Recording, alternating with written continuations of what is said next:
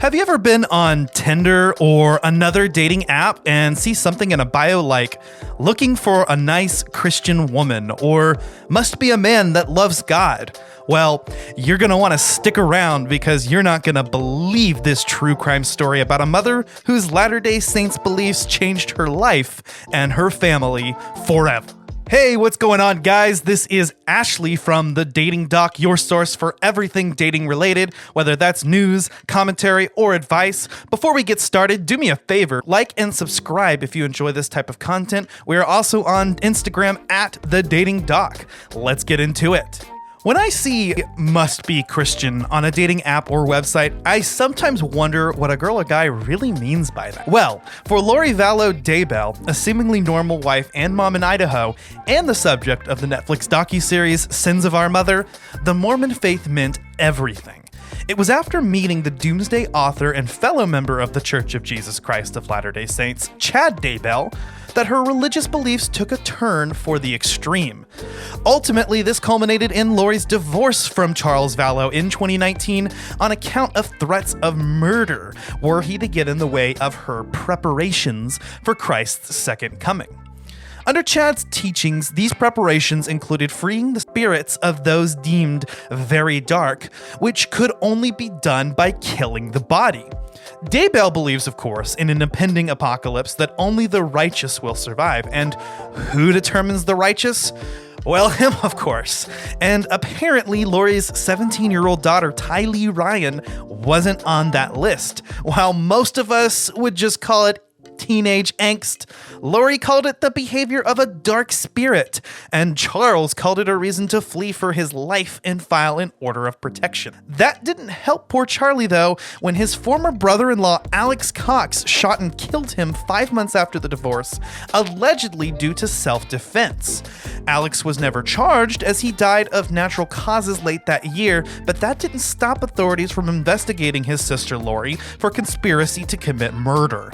Mysteriously, Chad Daybell's wife also died in late 2019 from natural causes, leaving a vacant position for the former Mrs. Vallow in marriage that she filled only weeks later. Talk about moving on quickly, huh? Right around this time, Tylee and her younger brother JJ Vallow, 7 years old, disappeared. The couple lied to law enforcement regarding the children's whereabouts before leaving for Hawaii.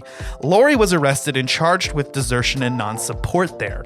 Throughout this time, her eldest son Colby Ryan, as well as other family members, begged Lori to disclose the location of the missing kids. Their bodies wouldn't be found until the next year on the Daybell's property. The cause of death is, as of yet, still publicly undisclosed.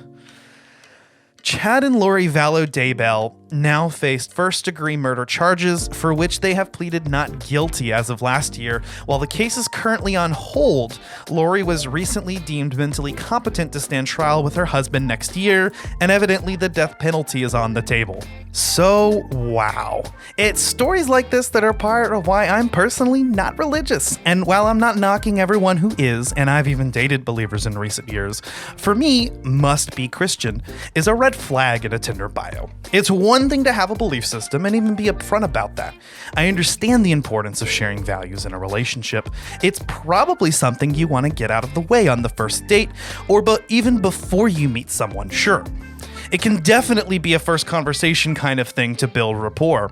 However, and maybe this might sound controversial, putting so much emphasis on the faith requirement that it's what you consider one of the most important things to say before you even talk to someone on a dating app is a lot of pressure.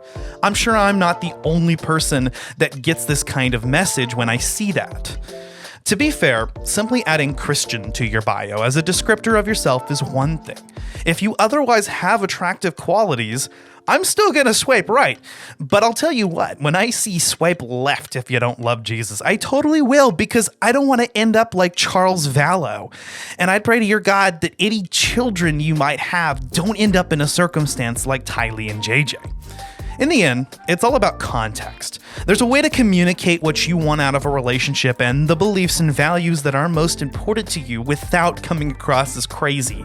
If you have faith in something, that's totally cool. I respect it. But nobody wants to date a zealot, except for, Well, maybe other zealots. Hey, thanks for listening. If you enjoyed this video, don't forget to smash that like button and subscribe to our channel. Follow us at TheDatingDoc on Instagram. We cover all things dating, including this style of true crime commentary or podcast-ish content, as well as advice. And you might even see my face somewhere else unless I really piss someone off and get murdered by ultra-religious nuts. Anyway, I've been Ashley from The Dating Doc, and we will see you next time.